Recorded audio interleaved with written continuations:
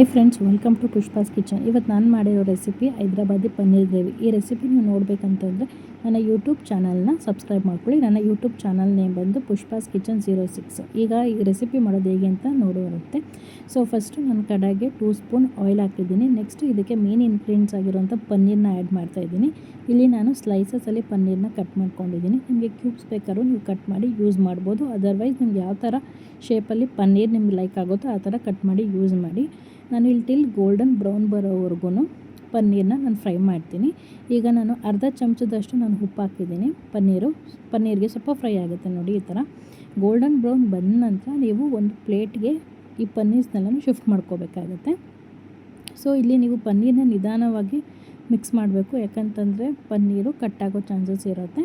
So ಹಾಗಾಗಿ ಸ್ವಲ್ಪ ನಿಧಾನಕ್ಕೆ ಮಿಕ್ಸ್ ಮಾಡಿ ನೋಡಿ. ಈ ಥರ ಕಲರ್ ಚೇಂಜ್ ಆದಮೇಲೆ ಶಿಫ್ಟ್ ಮಾಡ್ಕೊಂಡಿದ್ದ ನಂತರ ನಾನು ಇದೇ ಕಡಾಯಿಗೆ ನಾನು ಮಸಾಲೆ ಏನಿದೆ ಇಂಗ್ರೀಡಿಯೆಂಟ್ಸ್ ರೆಡಿ ಮಾಡ್ಕೊಳ್ಳೋದು ಹೇಗೆ ಅಂತ ತೋರಿಸ್ತೀನಿ.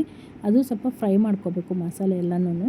ಸೊ ಇದಕ್ಕೆ ಬೇಕಾಗಿರೋ ಇಂಗ್ರೀಡಿಯೆಂಟ್ಸ್ ಬಂದ್ಬಿಟ್ಟು ಈರುಳ್ಳಿ, ಟೊಮೊಟೊ, ಚಕ್ಕೆ, ಲವಂಗ, ಶುಂಠಿ, ಬೆಳ್ಳುಳ್ಳಿ ಮತ್ತು ಗೋಡಂಬಿ, ಇಷ್ಟು ಇಂಗ್ರೀಡಿಯೆಂಟ್ಸ್ ಬೇಕು. ಇದಿಷ್ಟನ್ನು ಆಯಿಲ್ನಲ್ಲಿ ಚೆನ್ನಾಗಿ ಫ್ರೈ ಮಾಡ್ಕೊಳ್ಳಿ. ಯಾಕಂದ್ರೆ ನಾವು ಇದು ಗ್ರೈಂಡ್ ಮಾಡ್ಕೊಳ್ಳೋದ್ರಿಂದ ನಾನಿಲ್ಲಿ 3ರಿಂದ 4 ಈರುಳ್ಳಿನ ಸ್ಲೈಸ್ ಆಗಿ ಅಂದರೆ ಉದ್ದುದ್ದಕ್ಕೆ ನಾನು ಕಟ್ ಮಾಡ್ಕೊಂಡಿದ್ದೀನಿ. ಸೊ ನೀವು ಯಾವ ಥರ ಬೇಕೋ ನೀವು ಥರ ಕಟ್ ಮಾಡಿ ನೀವು ಪೇಸ್ಟ್ ಮಾಡ್ಕೋಬೋದು. ಸೊ ನೆಕ್ಸ್ಟು ಈರುಳ್ಳಿ ಆದ ನಂತರ ನಾನು 1 ಚಕ್ಕೆ, 2 ಲವಂಗ, 3 ಏಲಕ್ಕಿಕಾಯಿನ ಹಾಕಿದ್ದೀನಿ.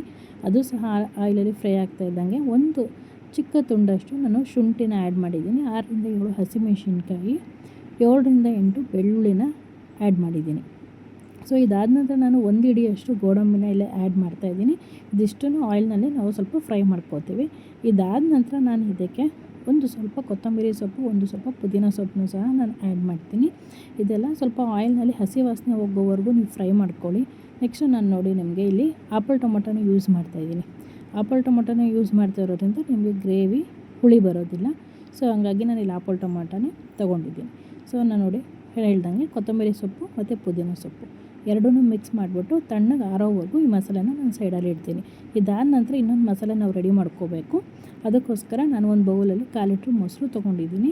2 ಚಮಚದಷ್ಟು ನಾನು ಅಚ್ಕಾರದ ಪುಡಿ, 2 ಚಮಚದಷ್ಟು ಧನಿಯಾ ಪುಡಿ, 1 ಚಮಚ ಜೀರಿಗೆ ಪುಡಿ, ಇಷ್ಟನ್ನು ಹಾಕಿ ಮಿಕ್ಸ್ ಮಾಡಿ ಸೈಡಲ್ಲಿ ಇಡ್ತೀನಿ.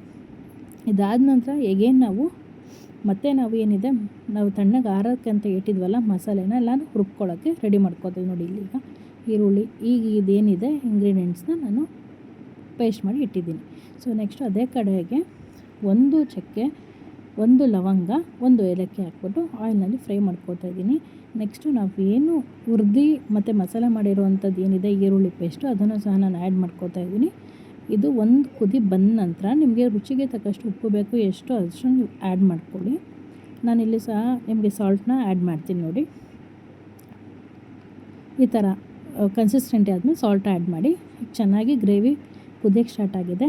ಇದಾದ ನಂತರ ನಾವೇನು ಮೊಸರಿನಲ್ಲಿ ಮಾಡಿರೋಂಥ ಇಂಗ್ರೀಡಿಯೆಂಟ್ಸ್ ಎಲ್ಲ ಆ್ಯಡ್ ಮಾಡಿದ್ವಲ್ಲ ಆ ಮಸಾಲೆನೂ ಸಹ ಆ್ಯಡ್ ಮಾಡ್ಕೊಳ್ಳಿ. ಈಗ ಇದಾದ ನಂತರ ಇದಕ್ಕೆ ನಾನು 2 ಚಮಚದಷ್ಟು ಶುಗರ್ ಆ್ಯಡ್ ಮಾಡ್ತಾಯಿದ್ದೀನಿ. ಶುಗರ್ ಆ್ಯಡ್ ಮಾಡಿದ್ರೆ ಟೇಸ್ಟು ಚೆನ್ನಾಗಿ ಬರುತ್ತೆ.